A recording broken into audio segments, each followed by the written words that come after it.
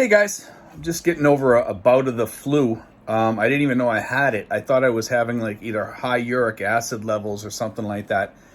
And then suddenly when you have the flu, sometimes it comes across as just muscle pain. And the past few days, every time I walked into a building with air conditioning, I suffered after. It went into my bones and I couldn't get rid of that feeling.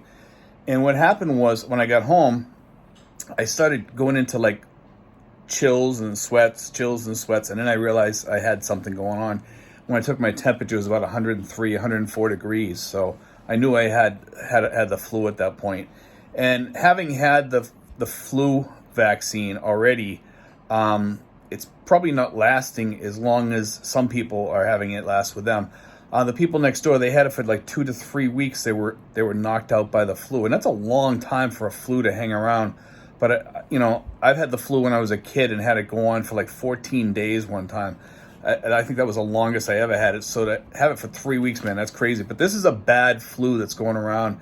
I just wanted to give you guys a heads up. Maybe you want to, if you come in contact with somebody with the flu, you might want to start taking a lot of vitamin C. And I do mean a lot. But also, I wanted to just put out there, guys, a tip about a book. And it's called Turncoat Hero.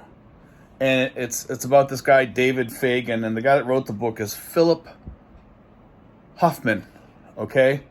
It's a really interesting piece of Philippine history. Whether you're Filipino or American, you may want to check this book out. It's probably one of the greatest Filipino history stories, and it's about this black soldier that was a Buffalo soldier, and during the Philippine-American War, he went to fight for the Filipinos. He was kind of a turncoat, I guess you could call him, but for good reason, because he saw the Filipinos when the American senior officers referred to them, they always used the N-word for them because they were dark-skinned back then. Nowadays, they use all the whitening soaps, and most of them don't look that dark. But I mean, back then, Filipinos were a lot darker.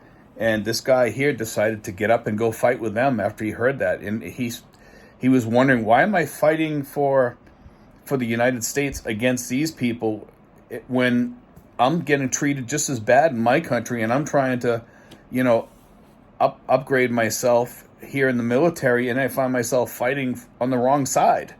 And, I can kind of understand his plight. I think the black soldiers back then had a lot to think about on their plate. And there's about 15 or 20 people that ended up going to fight for the other side with Fagan. And Fagan became kind of a general on the other side. And a lot of people don't know this story. It was kind of an embarrassment for the American military to have this guy go over to the other side, but it's a great, great story that you guys might want to look into. Again, it's David Fagan, Turncoat Hero, and it takes place between 1899 and 1902, and written by Philip Hoffman.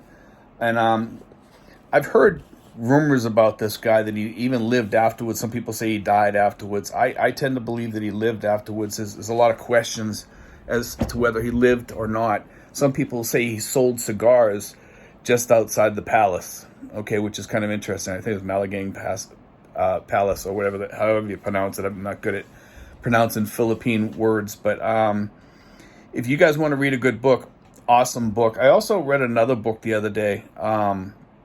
It's called Silent Night, and that book there is another great book. It's about you can get these books on eBay. They will ship out here. It is a little expensive to get them shipped out here, but it's Silent Night, and it's about like kind of a silent peace treaty on the battlefield in World War I, and it's a really, really good story. If you're interested in seeing the story, Pipes of Peace by Paul McCartney, he did a video about it, and it's called Pipes of Peace. If you watch his music video, it's actually the same story, and it's a beautiful story about Silent Night, where the Germans and the Americans come out of their holes on that night, and they sat and played harmonicas and played soccer and played cards and swapped stories and gifts with each other, and chocolate and cigarettes and cigars and stuff.